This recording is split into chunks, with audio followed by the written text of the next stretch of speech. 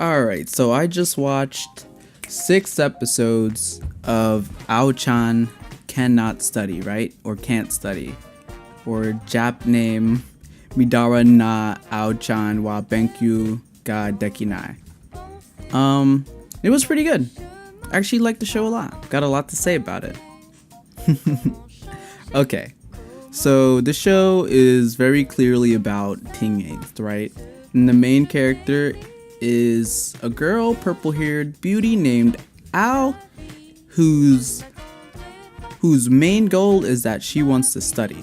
So she just wants to study, doesn't want to think about guys. She just wants to do her work until the king of normies, as she says and calls him, which is great, by the way. Like, I love the normie. I really love the normie commentary we got going on right off the bat. But basically, the king of normies, he confesses to her, and that kind of brings her whole mind out of whack. So Ao's father is a erotic novelist, right? So he writes erotic novels. Imagine that. And basically, he's just actively trying to get her laid. You know, what a great father. I wish my dad was as dedicated as Ao's is, frankly.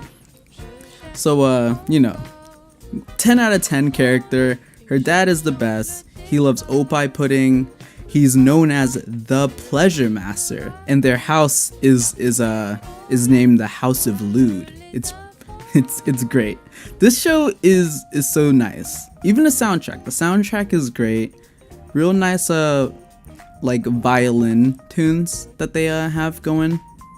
And the opening is so amazing, and I love it. And it's you're gonna I got a surprise at the end of the video. But so this show is 12 minutes long, 12-minute episodes, which is two actually good 12-minute episode shows this season. Holy shit, like short shows that are actually good. Imagine that. So one thing that's good. Okay, yeah. So normie commentary, there needs to be more of it. I think we need more normie commentary in, like, not just anime. We need to be shit talking to normies everywhere. Like, she's real like she hates the normies, I guess. But you know, basically the conceit of the show is that Ao-chan is freaking out about being put in lewd situations, and you know, she tries to avoid them. She tries her very best to avoid them, and that just tends to lead her to an even more compromising situation, and even more lewd situation she ends up in. So this show's delightful. I like it a lot. And you can tell, and like, she realizes that her father is totally influencing her, that her dad's erotic novels are seeping their way into her brain chasm. It's lovely. I love it. I wish I had more of the soundtrack. It's just so like nice, so sweet. So one part in the show that was pretty great. Okay, so I think in one of the later episodes, the king of normies, he tells her, he reveals that he is a virgin, and just for the rest of that episode is just like her like being super like coy and like smug about him being a virgin, and would be like, oh, I must be nice to virgins. Oh, he's like this. And so she's just like, she's thinking to herself as a god, even though she's also a virgin and super lewd of a person, like the most lewd ever.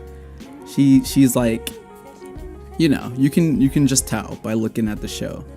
I don't want to spoil too many scenes because the show is like actually worth your time and is not even a long show to watch. That said, so there's this time they end up like doing like a test of courage, right? And they go into the woods, and it's her and King of Normies, which I'm just gonna call him because I can't remember his name. And what happens is that she is going to a toilet somewhere in there, and she jumps out because she saw a hand, and it was like a glove, but basically her skirt is up the whole time. And then it's just like, so since her skirt is up, the rest of the episode is just like that. You're in like King of Normie's brain as you're like, how the fuck do I break it to her? Dude, how the fuck do I let her know so that she doesn't get embarrassed? Cause King of Normies really loves her. He's a cool dude, There are some other characters in the show.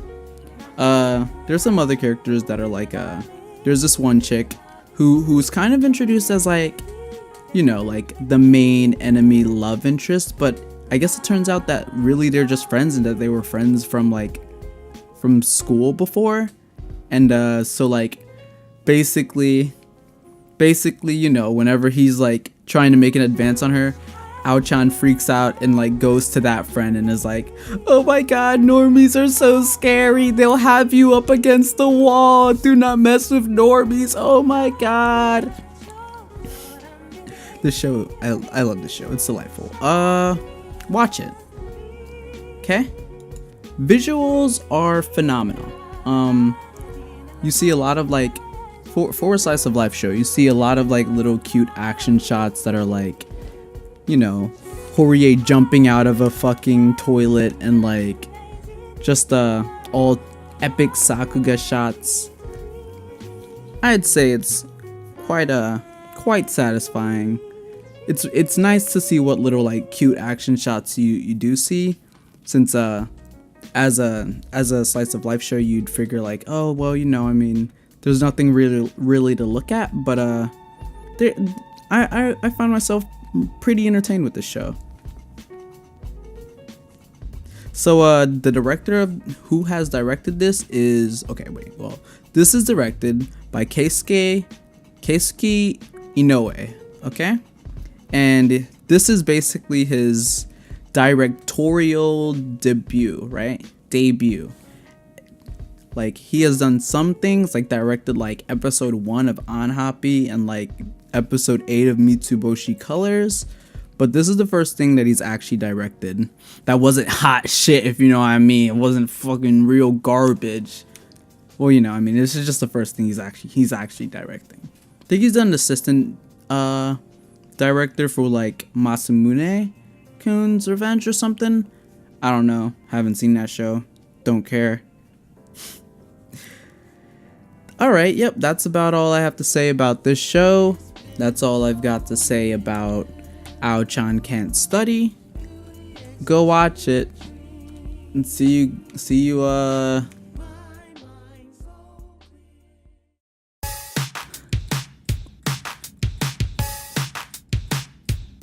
わかんないことを好き分かろうとしてる時点ナンセンス君の言葉難しい君の身服もワンダーランドじゃ磨かなったら会いに行くね夢中にさせてせの尺から始まるカット君近づけるリミット実に単純明快な心千日間打率で青春の一に抜けるか実に難しい僕らの関係 Wonder, wonder, wonderful, wonder わかった I did it I said Wakata too, so that's like extra points. See you next time.